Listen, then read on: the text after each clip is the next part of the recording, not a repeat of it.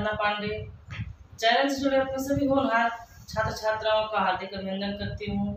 उम्मीद करती हूँ बेटा आप लोग स्वस्थ होंगे। दीपावली में अधिक पटाखे नहीं जलाए होंगे, मिठाइयाँ भी हिसाब से ही खाए होंगे, ऐसा नहीं कि बीमार पड़ जाए, डॉक्टर के यहाँ जाना पड़ जाए। और आज गोवर्धन पूजा है, भाई दूज भी है, अन्नकूट भी है। तो इन समस्त पावन त्योहारों की आपको हार्दिक अनंत शुभकामनाएं बेटा।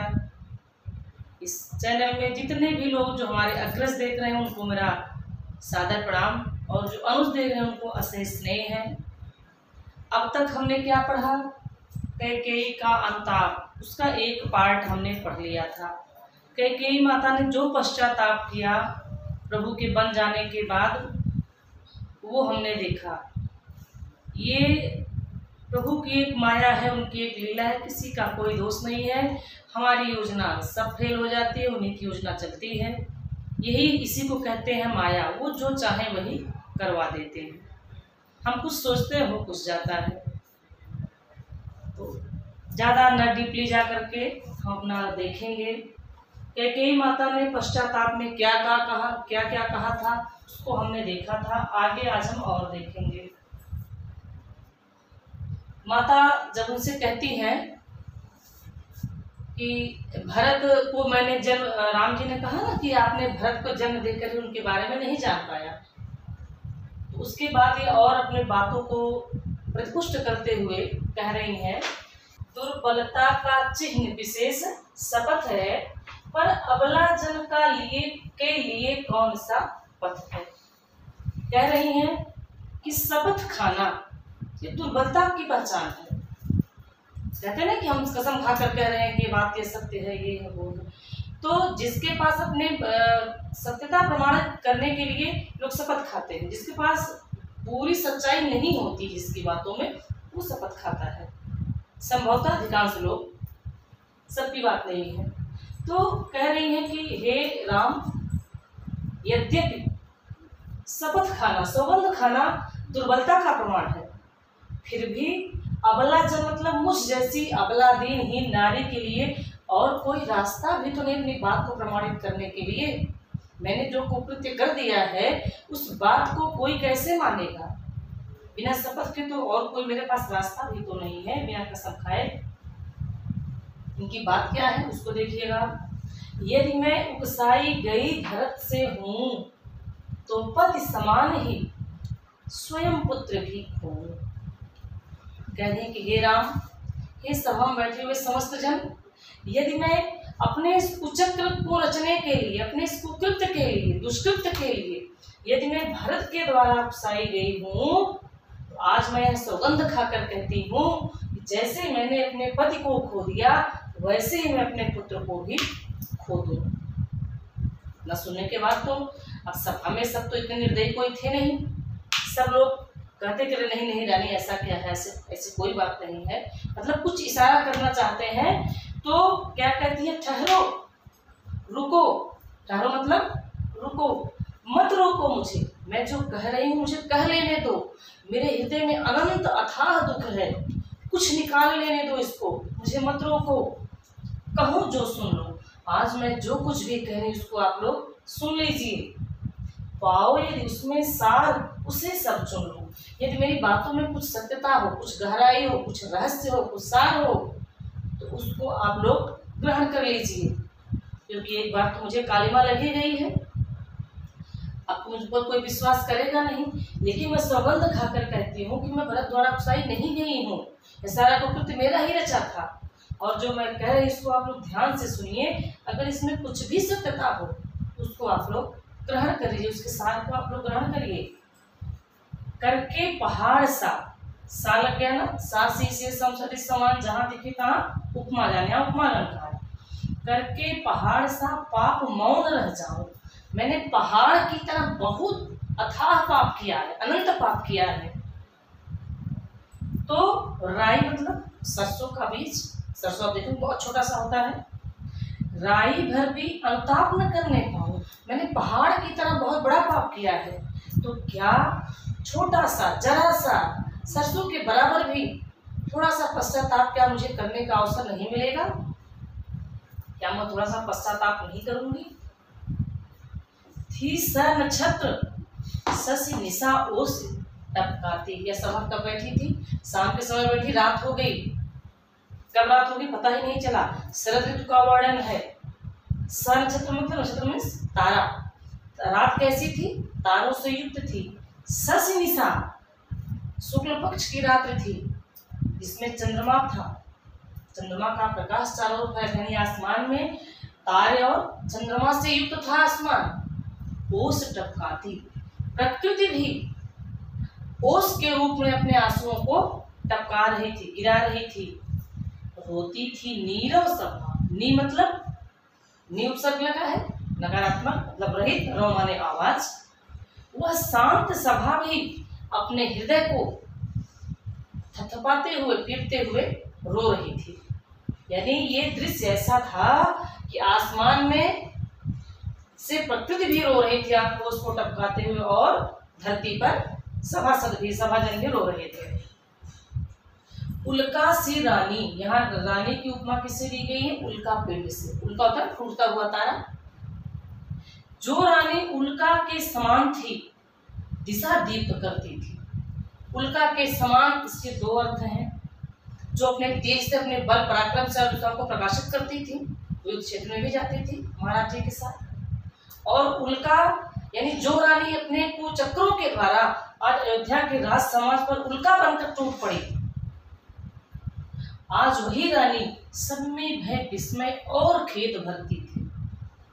अपनी बातों के द्वारा सब में डर, डर किसमें हो रहा है? देवताओं में। उनको ये डर है कि कहीं इनकी बातों में आकर प्रभु अयोध्या ना वापस चले जाए। तो सब में डर, विस्मय मीन्स आश्चर्य कि कल जो रानी अटल थी राम बन जाए, आज उनको घर ले जा रही हूँ। खेद मतलब सबको दुख से युक्त कर दे रही थी।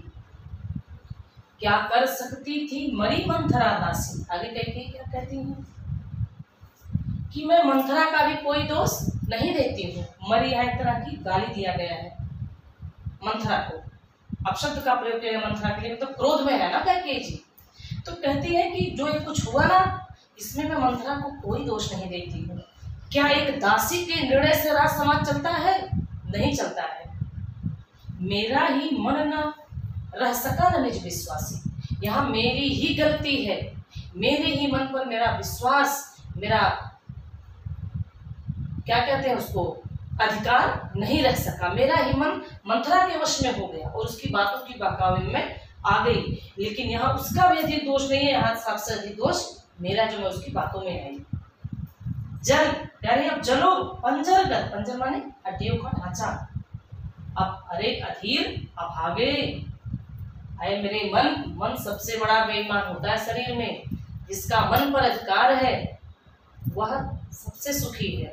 लेकिन बिरले ही होंगे जिनके मन पर कहेगा, मन का नहीं कह रहा है खाने का नहीं खाएंगे, मन कह रहा है आज नहीं पढ़ेंगे कल सुबह पढ़ेंगे, नहीं पढ़े, जो मन कहेगा वही करते हैं। सुबह उठे बहुत रात है, थोड़ी देर और सो जाए, मन करे बाद में पढ़ेंगे, तो जो मन कहता है वही करते। यही मन हमको धीरे धीरे अधर पतन की तरफ ले जाता है। जल पंजर गत अब अरे अधीर अभागे, अपने मन को गाली देते हुए कहती अय अभागे मन, अधीर मतलब व्याकुल, अय व्याकुल और अभागे मन, अब तू इस हड्डियों के ढांचे में जल, तू भी मेरे साथ पश्चाताप के आग में जल, क्योंकि वे ज्वलित भाव थे स्वयं तुझी में जागे। ये ज्वलित भाव की विशेषता जो है, ईर्ष्या से जलन से जो भाव थे ना, ये तुम ही में जगे थे, इसलिए अब तुम भी मेरे साथ साथ इस शरीर में जलो। पर था केवल क्या ज्वलित भाव ही मन में? प्रश्न कर रही है कि क्या उस समय मेरे मन में सिर्फ ईर्ष्या की भावना थी राम के प्रति और कोई भाव नहीं था?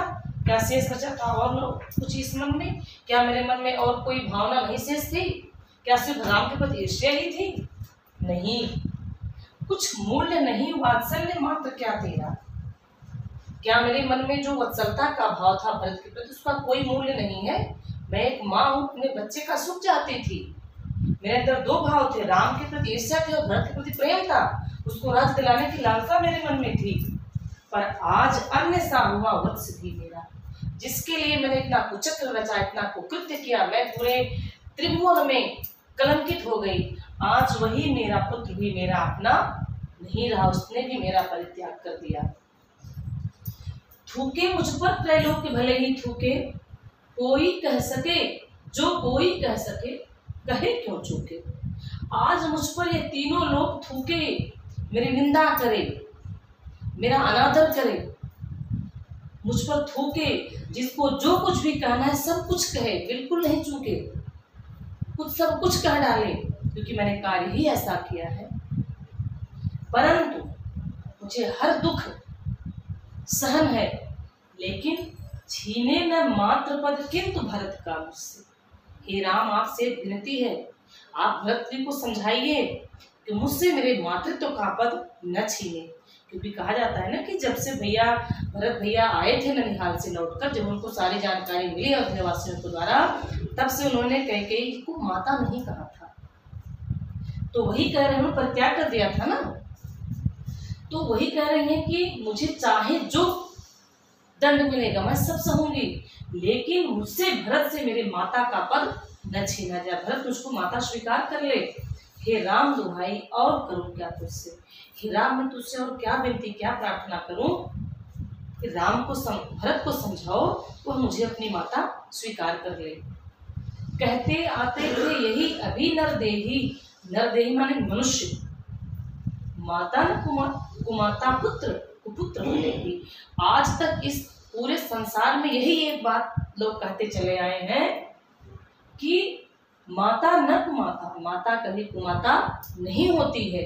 पुत्र भले ही कुपुत्र हो जाए, लेकिन माता कभी कुमाता नहीं होती है। परंतु अब कहे सभी हाय विरुद्ध विधाता, है पुत्र पुत्र ही रहे, कुमाता माता। लेकिन आज मैंने अपने दुर्बुद्धि के द्वारा, दुष्कृत्यों के द्वारा इस विधाता के नियम को मैंने मिथ्या कर दिया, मैंने झूठा सिद्ध कर दिया। आज मेरा पुत्र एक सत्पुत्र है, एक चरित्रवान पुत्र है, लेकिन उसकी माता मैं तो आज कुमाता बन गई। आज मेरे ही द्वारा अयोध्या का राज समाज नष्ट हो गया। मैंने अपने हाथों से अपने सुहाग का बलिदान कर दिया और मेरा पुत्र भी मेरा परित्याग कर दिया। बस मैंने इसका वाह मात्र ही देखा, दृढ़ हृदय ने देखा, मृदुल गात ही देखा। कह रहे हे राम, आज तक मैंने इस भरत के कोमल शरीर को ही देखा, उसके हृदय के दृढ़ निश्चय को, उसके स्वच्छ हृदय को मैंने कभी नहीं देख पाया। और परमार्थ न देखा, पूर्ण स्वार्थ ही साधा। इस कारण ही तो आज हाय यह बाधा। मैंने परमार्थ नहीं देखा था, मैं कभी दूसरे का हित, दूसरे का सुख नहीं देखा, नहीं चाहा, मुझसे सहन नहीं हुआ दूसरे का सुख। मैंने जीवन भर सिर्फ अपना ही स्वार्थ साधा। शायद इसीलिए मुझे आज इस दुर्दिन का सामना करना पड़, बाधा मतलब दुख, मुझे आज इस दुर्दिन का सामना करना पड़ रहा है। युग युग तक चलती रहे कठोर कहानी, रघुकुल में थी एक अभागिन रानी। आज युगों युगों तक यह जो आज मैंने किया है ना, इसकी कहानी कई युगों तक चलती रहेगी। और लोग यही कहेंगे कि उस पावन रघुकुल में एक अभागिन कैकेयी रानी भी थी, जिसने विधाता के नियम को ही उल्टा कर दिया। निज जन्म जन्म में सुने जियो यह मेरा, धिक्कार तो उसे था महास्वार्थ ने घेरा। हे राम, मैं आपसे मोक्ष की भी कामना नहीं करती हूँ। मैं कई जन्म लूं और अपने हर जन्म में अपने कुकृत्यों को, अपनी बुराइयों को खुद सुनूं। सब लोग मेरे सामने मुझे धिक्कारे, धिक्कार फिर उसे था महास्वार्थ ने घेरा। कहेंगे क्यों नहीं? क्योंकि मेरे जीवन का धिक्कार है। मैं स्वार्थ में पड़कर, पुत्र मोह में पड़कर मैंने इतना गलत कार्य कर दिया कि यह तीनों लोग युग युगांत तक मेरी बुराई करेगा। 100 बार धन्य वह एक लाल की माई, जिस जननी ने है जना भरत सा भाई। कितनी हृदय स्पर्शी पंक्ति है, कितनी महानता है मेरे प्रभु में। मेरे प्रभु क्या कह रहे हैं? 100 बार धन्य वह एक लाल की माई। प्रभु श्री रामचंद्र जी क्या कहते हैं कि ऐसे सच्चरित्र वाले भरत की जो माँ है, मैं इस पर 100 बार मैं उछावर करता हूँ, या धन्य है, 100 बार धन्य है जिसने चरित्रवान भरत को जन्म दिया, और जो मेरा चरित्रवान भाई है। पागल सी प्रभु के साथ सभा चिल्लाई, 100 बार धन्य माई एक लाल थी माई।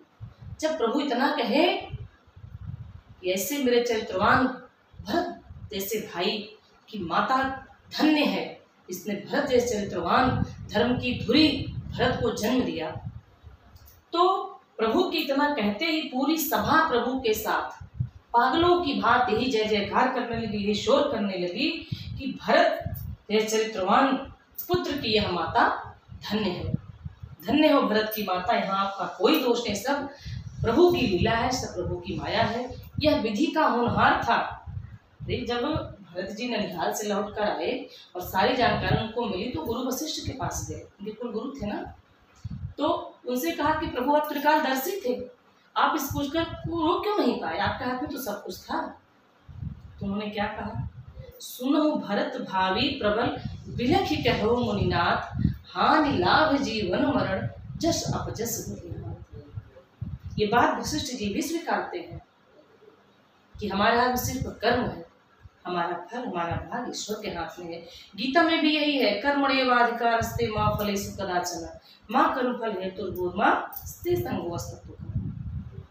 तो उम्मीद करते हैं बेटा आपकी समझ में आया होगा। खड़े हिंदी बोली है, कर्म रस है, शांत वो प्रसाद गुण है ना, प्रबंध काव्य है, ठीक, और ये साकेत महाकाव्य का एक अंश है, और इसको आप ध्यान से पढ़ेंगे बेटा।